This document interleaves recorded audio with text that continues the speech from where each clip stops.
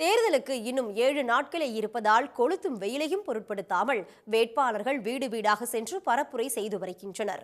மத்திய சென்னை தொகுதியில் போட்டியிடும் திமுக வேட்பாளர் தயாநிதி மாறன் அமைச்சர் சேகர்பாபுவுடன் இணைந்து சத்யா நகரில் வீடு வீடாக சென்று பரப்புரை மேற்கொண்டார்.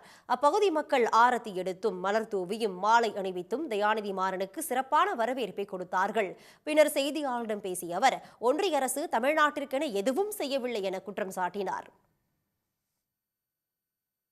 எதற்கெல்லாம் குரல் எழுப்ப வேண்டுமோ குரலை எழுப்பி உரிமைகளுக்கு போரிட்டு சிஏ சட்டத்துக்கு எதிர்த்து நாங்கள் பேசி வாக்களித்தோம்.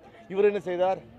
சிஏ சட்டம் ராஜ்யசபால் வரும்போது பயந்து ஓடி அவர் எம்பிகள் எல்லாம் வெளியே வந்துருங்கன்னு சொல்லி சிஏக்கு இஸ்லாமியர்களுக்கு எதிராக செயல்பட்டவர் தான் எடப்பாடி. தென்சென்னை தொகுதியில் போட்டியிடும் பாஜக வேட்பாளர் தமிழிசை சவுந்தரராஜன் கோயம்பேடு சந்தை வணிகர்களிடம் ஆதரவு திரட்டினார்.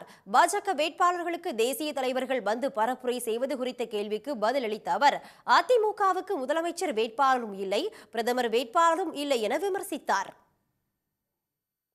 இங்கிருந்து இப்போ அதுக்கு தடையை விதிச்சுட்டாங்க. டின்ல குழம்பு வாங்கிட்டு போனால் அங்கே சாதம் மாத்திரம் வச்சு படிக்க கனடா நாட்டில் படித்தேன். அந்த குழம்பு ஊற்றி சாப்பிட்டுக்கலாம். இப்போ நம்ம அக்காலாம் எவ்வளோ நல்ல மீன் குழம்பு வைக்கிறாங்க. மீன் குழம்புக்கு உலகம் முழுசும் டிமாண்ட் இருக்குது. ஸோ அவங்களுக்கு டின்னில் நல்ல உணவு பாதுகாப்போடு அந்த மீன் குழம்பை அடைச்சி நம்ம வேறு மாநிலங்களுக்கு கொடுத்தோன்னு வச்சுக்கோங்க. அதில் பொருளாதாரம் சரி இப்படி நிறையா யோசனை பண்ணி அவங்களுக்கு பொருளாதாரத்தை மேம்படுத்தலாம்.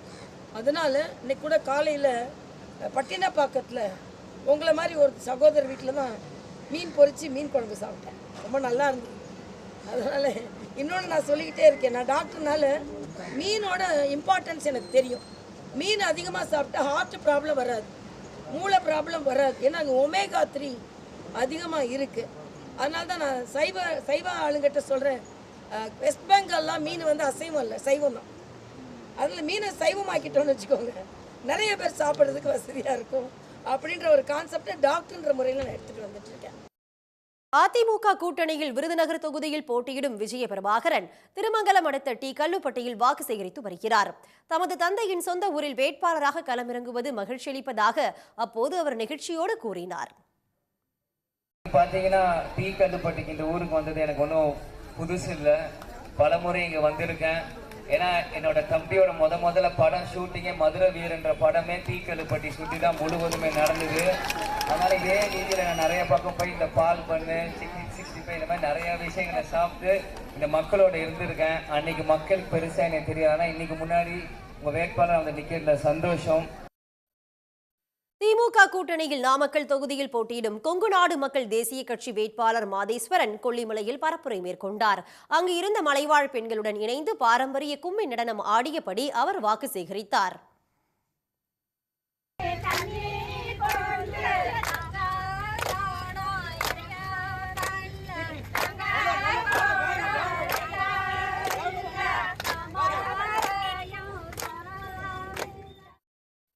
இந்தியா கூட்டணி சார்பில் விருதுநகர் தொகுதியில் போட்டியிடும் காங்கிரஸ் வேட்பாளர் மாணிக்கம் தாக்கூரை ஆதரித்து சாத்தூரில் அமைச்சர் KKSSR ராமச்சந்திரன் பரப்புரை மேற்கொண்டார். இந்தியா கூட்டணி அறிவித்த வாக்குறுதிகளை எடுத்து கூறியும் திமுக அரசின் சாதனைகளை எடுத்து சொல்லியும் அவர் ஆதரவு திரட்டினார். 150 நாள் ஆக்குறோம், சம்பளம் 300 ரூபாய 400 ரூபாய் ஆக்குறோம் சொல்லி 2 பேரும் ராகுல் காந்தி சொல்லியிருக்காங்க, நம்ம தலைவரும் சொல்லியிருக்காங்க. அதே மாதிரி இந்த கேஸ் சிலிண்டர் இருக்குல்ல, அது 500 ரூபா. அது உங்களுக்காக இல்லை, எங்கள் வீட்டுக்காரம்மாவுக்காக.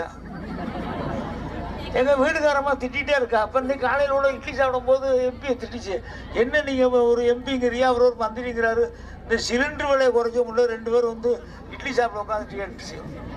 அதனால எல்லாம் சிலிண்டர் விலையை குறைக்கிறோம், 500 ரூபா ஆக்குறோம்.